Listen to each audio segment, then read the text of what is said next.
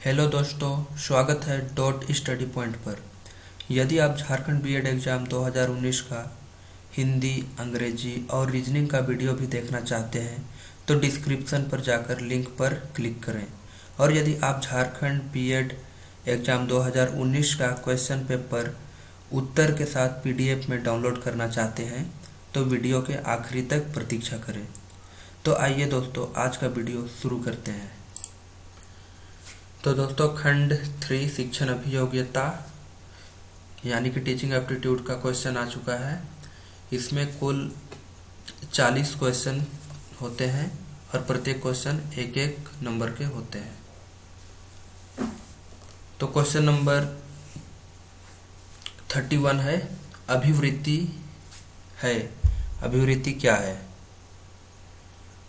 Option number ए, एक भावात्मक प्रवृत्ति जो अनुभव के द्वारा संगठित होकर किसी मनोवैज्ञानिक वस्तु के प्रति पसंदगी या नापसंदगी के रूप में प्रतिक्रिया करती है। ऑप्शन बी,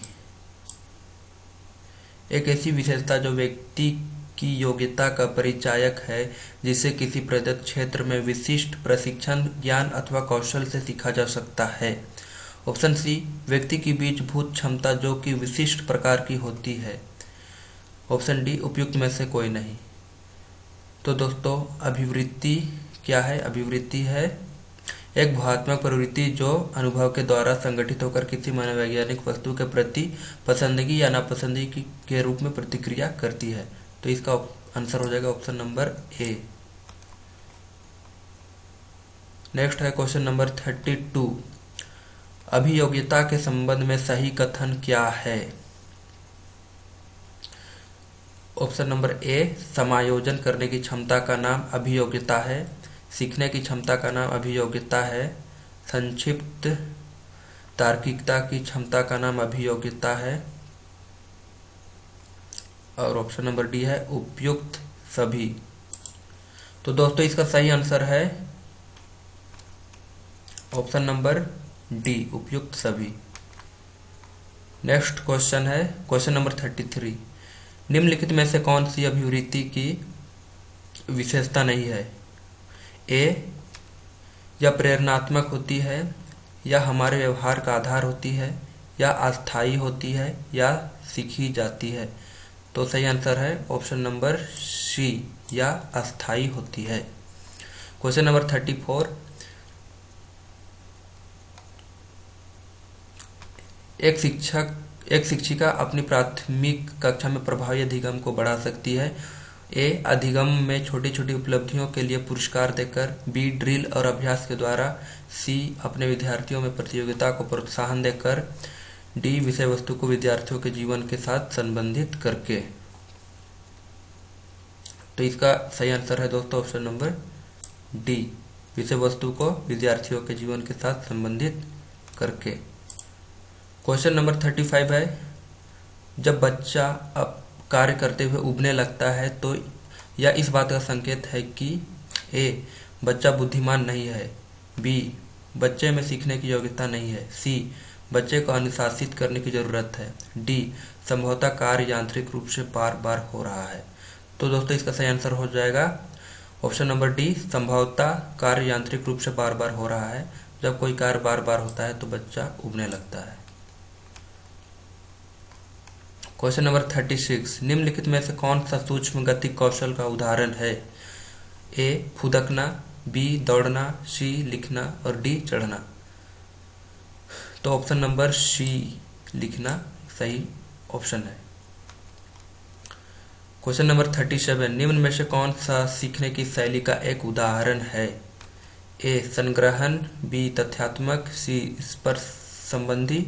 डी, चाक्षुष। तो इसका सही ऑप्शन है ऑप्शन नंबर डी, चाक्षुष। क्वेश्चन नंबर 38, शिक्षण एक प्रक्रिया है।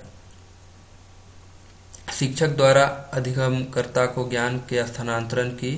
बी, अधिगम को निर्देशित करने की। सी, अनुदेश देने की। डी, शिक्षण अधिगम का सरलीकरण करने की। तो इसका सही आंसर है दोस्तों ऑप्शन नंबर डी, शिक्षण अधिगम का सरलीकरण करने की। नेक्स्ट क्वेश्चन है दोस्तों 39। शिक्षण और अधिक प्रभावी हो सकता है यदि ए छात्रों को स्वयं कार्य करने की स्वायत्तता दी जाए, बी छात्र अधिगम शिक्षक द्वारा निर्देशित एवं नियंत्रित हो, सी शिक्षक तथ्यों की व्याख्या करने में केंद्रीय भूमिका निभाए, और डी शिक्षक अधिगम को निर्देशित करे।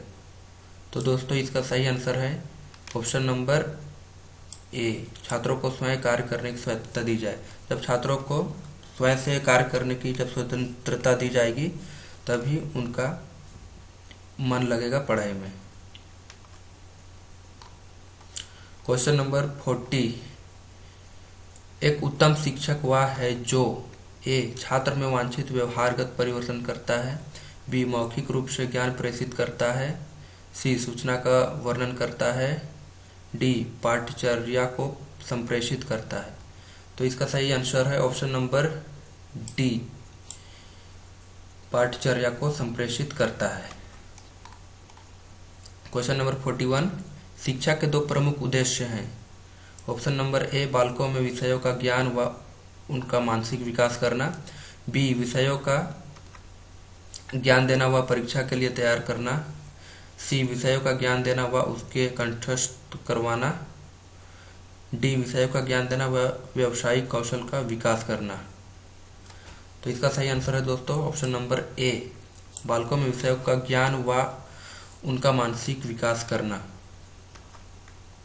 Question number 42। नेता के आवश्यक तत्व हैं, ए 3, बी 4, सी 5, डी उपयुक्त में से कोई नहीं। तो इसका सही आंसर है दोस्तों ऑप्शन नंबर ए 3। Question number 43। समायोजन की प्रक्रिया है, ऑप्शन ए स्थिर, बी गतिशील, सी स्थानांतरण, डी अवरोधी।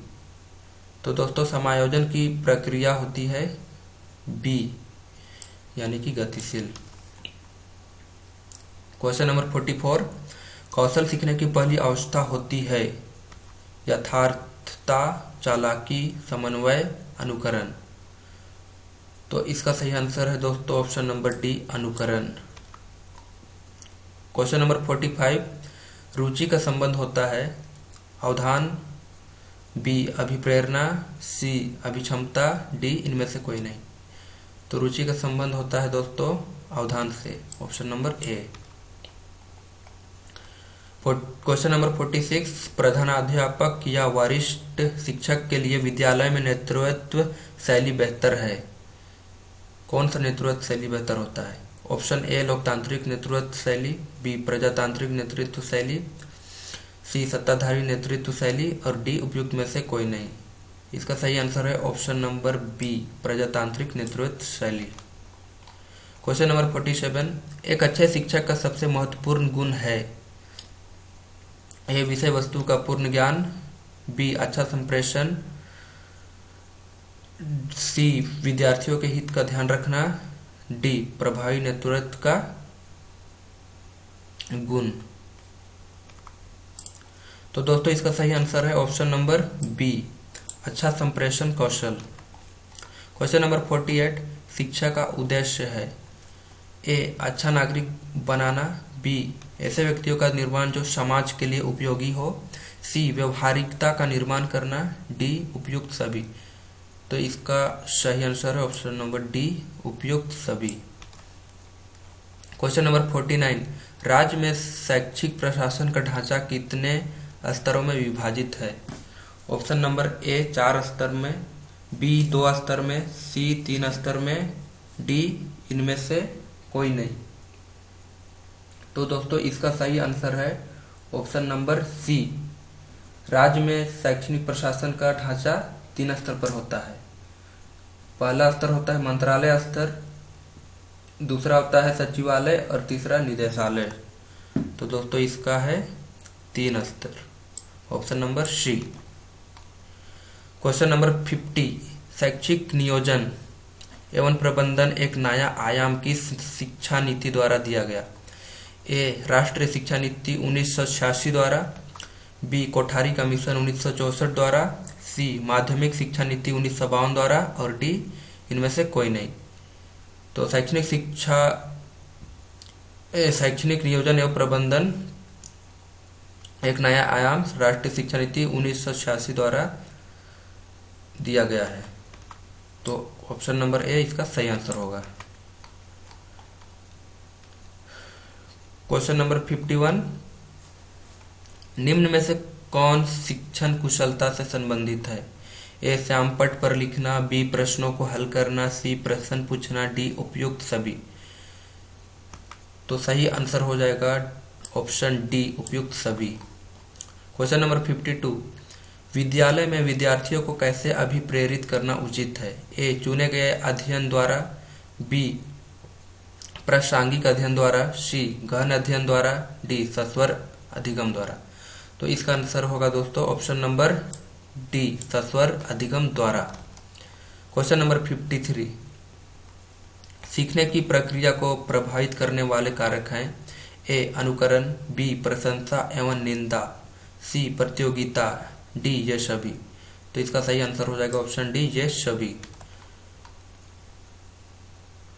क्वेश्चन नंबर 54, किसी शिक्षक को यदि यह लगता है कि उसका एक विद्यार्थी जो पहले विषय वस्तु को भली प्रकार सीख रहा था उसमें स्थिरता आ गई है, शिक्षक को इसे ऑप्शन नंबर ए सीखने की प्रक्रिया की स्वाभाविक स्थिति मानना चाहिए, बी विषय को स्पष्टता से पढ़ाना चाहिए, सी विद्यार्थी को प्रेरित करना चाहिए, डी उपचारात्मक शिक्षण करना चाहिए। तो दोस्तों इसका सही ऑप्शन होगा ऑप्शन नंबर ए सीखने की प्रक्रिया की स्वाभाविक स्थिति मानना चाहिए। क्वेश्चन नंबर 55, अपनी कक्षा के एक विद्यार्थी की प्रवृत्ति को यदि शिक्षक बदलना चाहता है तो उससे कैसे बदल सकता है? ऑप्शन नंबर ए विद्यार्थी के साथ कड़ाई से पेश आना होगा, बी कक्षा के अन्य विद्यार्थियों को उससे ना जानने योग्य दूरी बनाए रखने के लिए कहना होगा, सी उसमें उसके समूह के सभी सदस्यों की प्रवृत्ति बदलनी होगी और डी विद्यार्थी को पढ़ाने के प्रति प्रेरित करना होगा। तो दोस्तों इसका सही आंसर होगा ऑप्शन नंबर सी उसके समूह के सभी सदस्यों की प्रवृत्ति बदलनी होगी। क्वेश्चन नंबर 56, एक शिक्षक के लिए सबसे महत्वपूर्ण क्या है?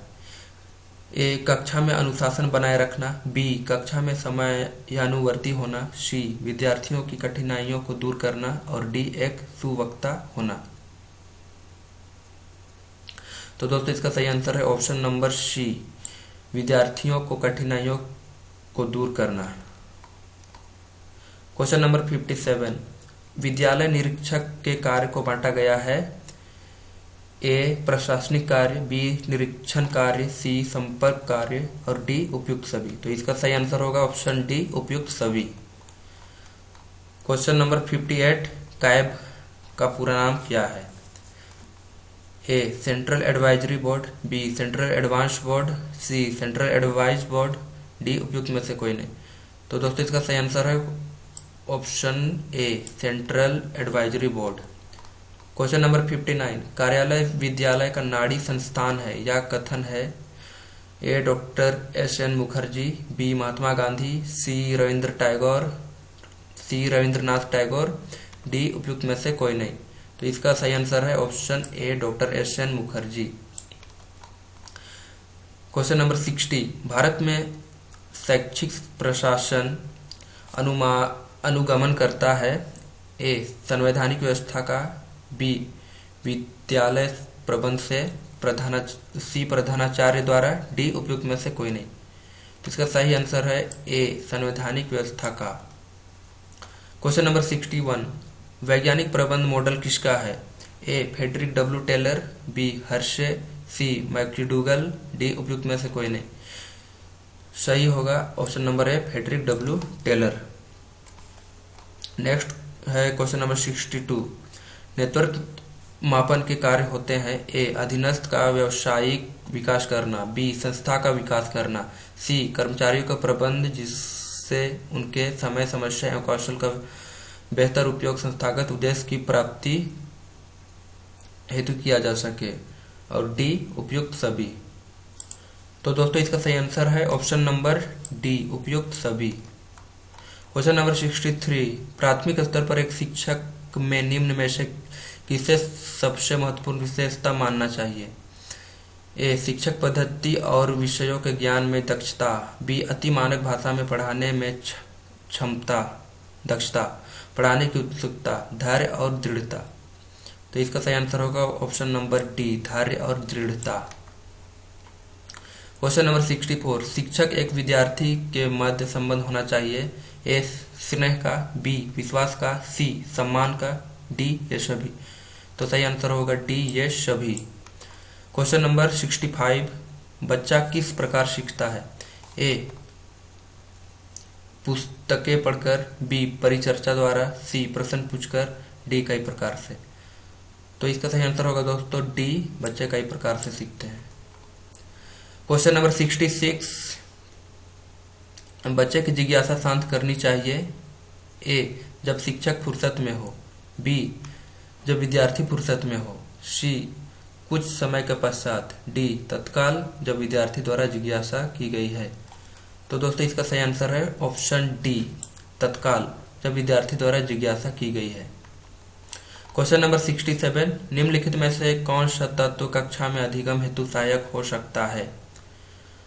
ए. बच्चों को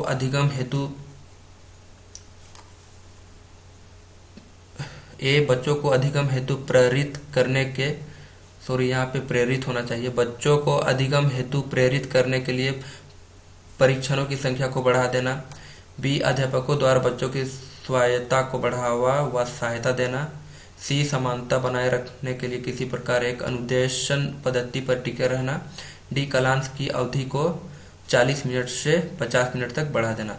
तो दोस्तों इसका सही उत्तर है ऑप्शन नंबर बी, अध्यापकों द्वारा बच्चों की स्वायत्तता को बढ़ावा व सहायता देना। क्वेश्चन नंबर 68, निम्नलिखित में से कौन सा कथन सत्य है? Option A. शिक्षक द्वारा प्रश्न पूछना संज्ञानात्मक विकास में बाधक है। विकास और सीखना सामाजिक सांस्कृतिक संदर्भों से अप्रभावित रहते हैं। सी. शिक्षार्थी एक निश्चित तरीके से सीखते हैं। डी. खेलना संज्ञानात्मक और सामाजिक दक्षता के लिए सार्थक है। तो दोस्तों इसका सही आंसर है ऑप्शन नंबर डी, खेलना संज्ञानात्मक और सामाजिक दक्षता के लिए सार्थक है। नेक्स्ट क्वेश्चन नंबर 69, बच्चे किस प्रकार से सीखते हैं? नीचे दिए गए कथनों में से कौन सा इस प्रश्न के विषय में सही नहीं है? बच्चे केवल कक्षा में सीखते हैं। बच्चे तब सीखते हैं जब वे संज्ञानात्मक रूप से तैयार होते हैं। बच्चे अनेक प्रकार से सीखते हैं। बच्चे सीखते हैं क्योंकि वे स्वाभाविक रूप से प्रेरित होते हैं। तो दोस्तों इसका सही आंसर होगा ऑप्शन नंबर ए, बच्चे केवल कक्षा में सीखते हैं। यह कथन सही नहीं है, यानी कि ये ऑप्शन सही है। लास्ट क्वेश्चन है, बच्चों को समूह कार्य देना एक प्रभावी शिक्षण रणनीति है क्योंकि ए. इससे शिक्षक का काम कम हो जाता है, बी. छोटे समूह में कुछ बच्चों को और दूसरे बच्चों पर हावी होने की अनुमति होती है, सी. सीखने की प्रक्रिया में बच्चे एक दूसरे से सीखते हैं और परस्पर सहायता भी करते हैं, डी. बच्चे अपने काम जल्द करने से समर्थ होते हैं। तो दोस्तों इसका सही आंसर हो जाएगा ऑप्शन नंबर सी, सीखने की प्रक्रिया में बच्चे एक दूसरे से सीखते हैं और परस्पर सहायता भी करते हैं। तो दोस्तों जैसा कि मैंने वीडियो के प्रारंभ में ही कहा था कि यदि आप विगत वर्ष 2019 का बीएड झारखंड बीएड का क्वेश्चन पेपर डाउनलोड करना चाहते हैं, वो भी आंसर के साथ, तो वीडियो के लास्ट तक बने रहने के लिए मैंने कहा था। तो दोस्तों मैंने डिस्क्रिप्शन पर एक लिंक दिया हुआ है सबसे नीचे, जैसे ही आप उस लिंक पर क्लिक कीजिएगा तो मेगा क्लाउड करके एक इस तरह का इंटरफेस खुलेगा। और जब आप डाउनलोड पर क्लिक कीजिएगा तो पीडीएफ फाइल डाउनलोड होना शुरू हो जाएगा। वो 8.3 MB का है, तुरंत ही डाउनलोड हो जाएगा। तो दोस्तों आपको कैसा लगा हमारा वीडियो ज़रूर कमेंट कीजिए। अगर आपको कुछ डाउट है तो ज़रूर कमेंट कीजिए, पूछिए और हमारे चैनल को सब्सक्राइब कीजिए। तो दोस्तों आज के लिए इतना ही। Thank you.